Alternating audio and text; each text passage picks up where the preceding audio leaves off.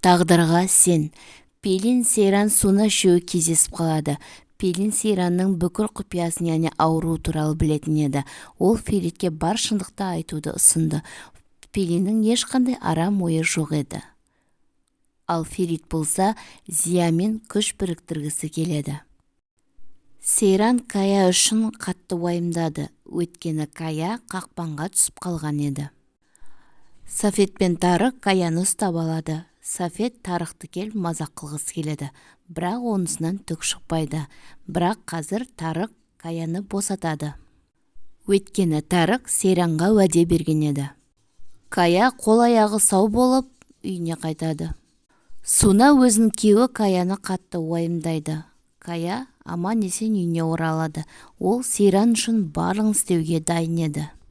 Ал ақымақ Тайыр болса Эсманы ұрлап әкетіп, онымен бірге екі қызы және Эсманың бірге тұрғанын қалады.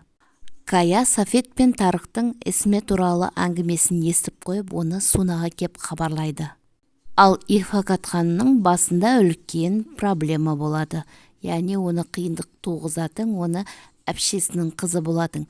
Ол Шехмузбен бірге жұмыс жасайтын еді. Ал Ифакат өзінің сатып кеткенін түсінеді. Зия Фериттен өзінің орынбасарын дайындағысы келеді. Және Зия оған қымбат костюм шалбар тіккізіп береді. Ферит Сейран екеуі өте маңызды кешкі асқа баратын болды.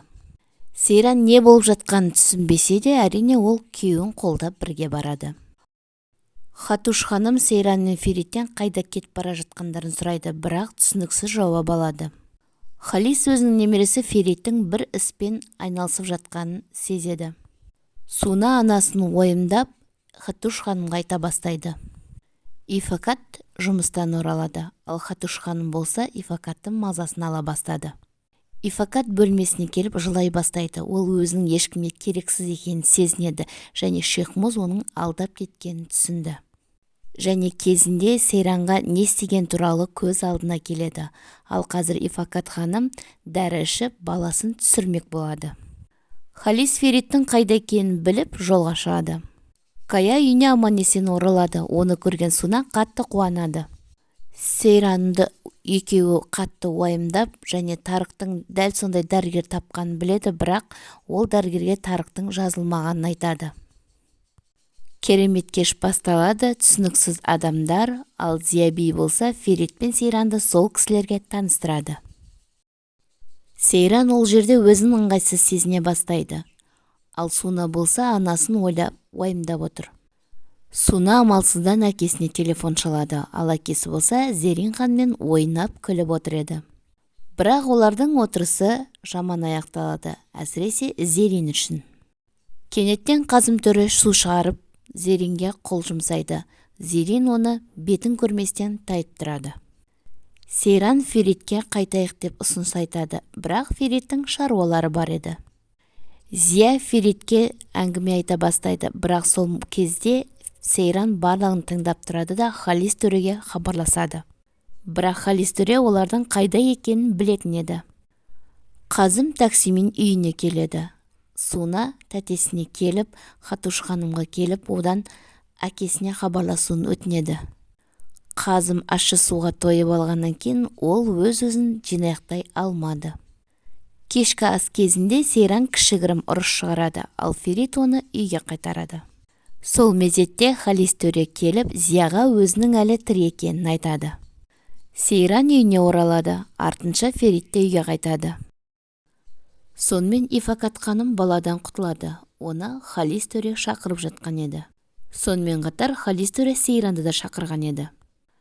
Ифакат ханым жиеніне хабарласып Шехмузбен кездесуін ұсынады, яғни бала туралы айтпақшы болады. Қазым ойын жинап есін жиып болғаннан кейін үйде Эсманың жоқ екенін сезеді. Неге үйде жоқ деп күзетшіге айқай салады. Қазым төре Хатуш әпкесіне хабарласады. Пелин Феритке хабарласып тез келуін өтінеді. Ал Суна болса Сафетке хабарласып екеуі кездесу керектігін айтады. Сафет қуана келіседі. Осы мезетте Халис төре өзінің кім екенін көрсетеді. Ақымақ Тайыр Эсмеге зәбір көрсетпекші болады.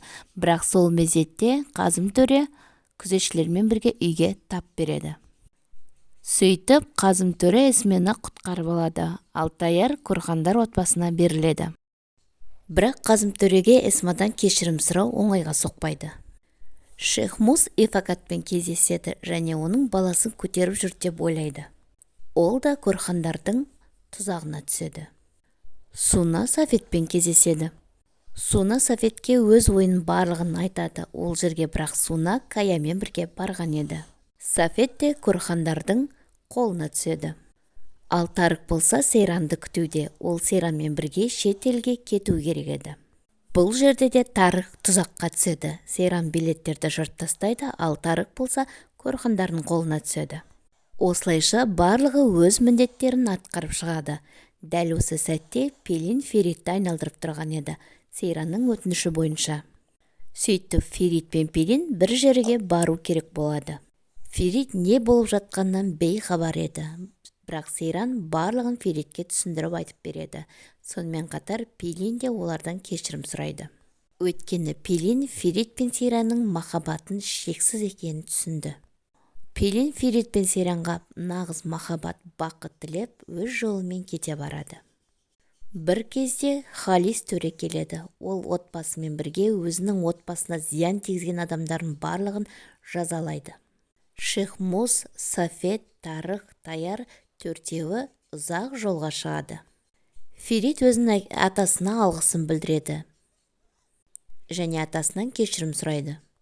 Ал бүгін көптен күткен Корхандар отбасында керемет кешкі ас болады.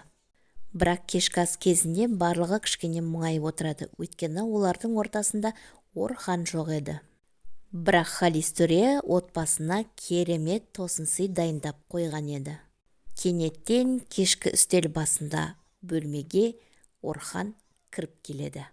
Орхан тірі болып шығады. Отбасының амандығы үшін Халис төре өз ұлын Орханды тығып қойған екен. Отбасының барлығы да таң қалады. Сейран да ары қарай өмір сүргісі келетінін көріп, өз өмірі үшін күресетін болады. Бір кезде Сейранның ауруы асқынып, кенеттен талып қалады және тынысы тарыла бастайды. Суна дереу Сейранның қасына келіп, өз-өзін қолға аламай дүрбелең соға бастайды, бірақ ешкім оны түсінбеді. Амалсыздан Суна барлығына Сейранның ауруы асқынып, ол өлім аузында екенін айтады. Барлығы да таң қалып, өздерінің қуаныштарын су сепкендей басады. Тіпті Ифакаттың өзіне де Сейранға обал болды. Барлығында қабырғасы қисаяды, әсіресе Ферит жаман болады. Фериттің өмірі бір сәтке тоқтап қалғандай болды, өйткені оның сүйіктісі тыныс ала алмай жатыр. Ал енді ары қарай Сейран тірі қала ма әлде өле ме, оны 3-ші маусымда бірге көре жатамыз. 3-ші маусым тағдырға сен қыркүйек айында жалғасын табады. Сондықтан арнама тіркеліп, лайк басып, пікір қалдырып, достарыңызбен бөлісе отырыңыздар.